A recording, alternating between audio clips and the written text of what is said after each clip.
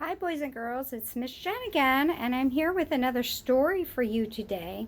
So, why don't you come on in and snuggle down? The story we're going to read today is called Mr. Noisy. Are some of you being noisy at home? I wonder what's going to happen with Mr. Noisy. Okay, we're going to get ready to read, so sit on your bottoms or lay down on your bellies or your back, and let's get ready. I'm going to put my reading glasses on. And here we go.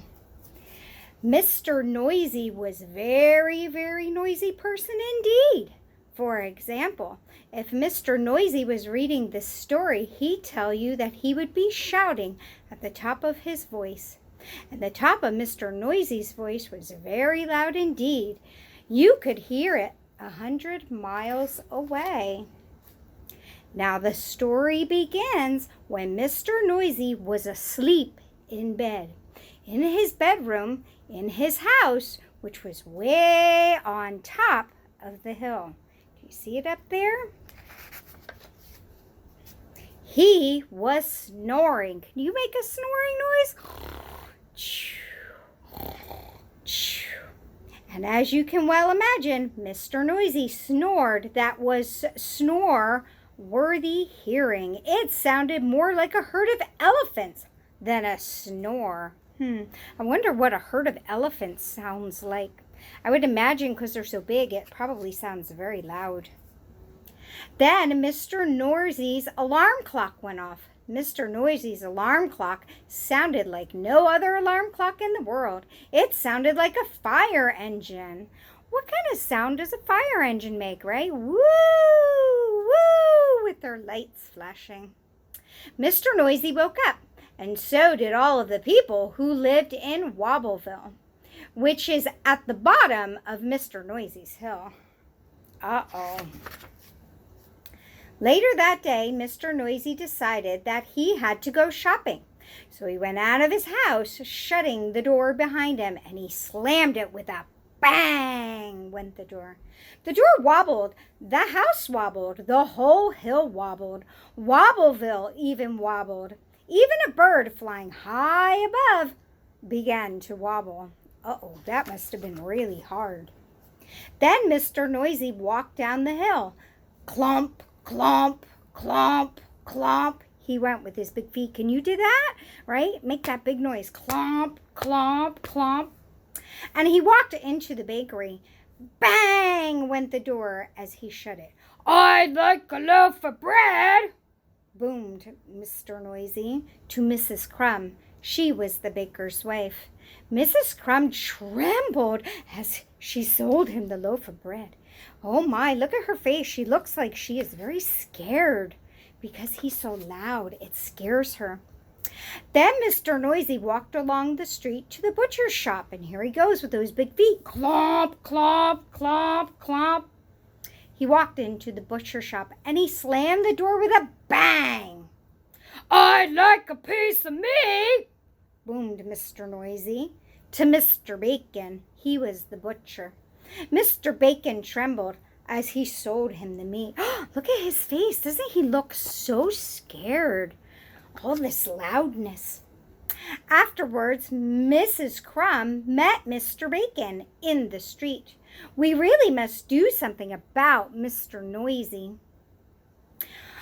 He is being so noisy, she said. Absolutely, replied Mr. Bacon. But what? I know, said Mrs. Crumb, and she went over and she whispered into Mr. Bacon's ear. Mr. Bacon smiled a small smile, which grew into a big grin, and Mrs. Crumb, he said, I think you have the answer. What do you think they're going to do? I wonder how they're going to help Mr. Noisy. Let's turn the page and find out. The following day, Mr. Noisy went shopping in Wobbleville again. Clomp, clomp, clomp, clomp went his feet. He went into Mrs. Crumb's shop. I'd like a loaf of bread, he boomed. Sorry, what did you say? Asked Mrs. Crumb, pretending not to hear. I'd like a loaf of bread, roared Mr. Noisy. I can't hear you, replied Mrs. Crumb. Mr. Noisy gave up, and he went on. I wonder why she said she couldn't hear him. Mr. Noisy went into Mr. Bacon's shop next. "I like a piece of meat," he boomed. Mr. Bacon pretended not to even notice him. "I like a piece of meat," Mr. Noisy shouted. "Did you say something?" asked Mr. Bacon. "I said I'd like a piece of meat," roared Mr. Noisy. "Pardon?" said Mr. Bacon. Mr. Noisy gave up and he went home. And that night he went to bed hungry. Oh no, he had no bread and no meat. Uh-oh. Let's see what's going to happen. The next day, Mr. Noisy tried again.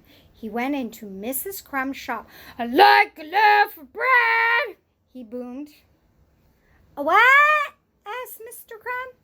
Mr. Noisy started shouting at the very top of his voice, "A loaf of..." And then he stopped, and he paused, and he thought for a moment. And then he said very quietly, "I'd like a piece of bread, please, Mrs. Crumb." "Oh, certainly," she said with a smile. And look at her big smile. Then Mr. Noisy went into Mr. Bacon's shop. "I like a piece of meat," he boomed. "Did you say something?" asked Mr. Bacon. "Yes, I did," shouted Mr. Noisy at the very, very top of his voice. "I said I'd like a..." And then he stopped. And then he thought for a moment. And then he said very quietly, "I'd like a piece of meat, please, Mr. Bacon smiled. "My pleasure," he said, and look at how happy he is. Mr. Noisy's figuring out that being so loud isn't the way to get things. So he carried his bread and his meat. Mr. Noisy set off for home up the hill. Clomp, clomp, clomp went his big feet. And then he stopped and he thought for a moment. And then, do you know what he did? He tiptoed. Can you do that? Tiptoe, tiptoe. Tiptoeing was something Mr. Noisy had never tried before. And guess what? It was fun. Right, boys and girls? Sometimes we pretend to hip-hop and tiptoe down the hallway very quietly, right?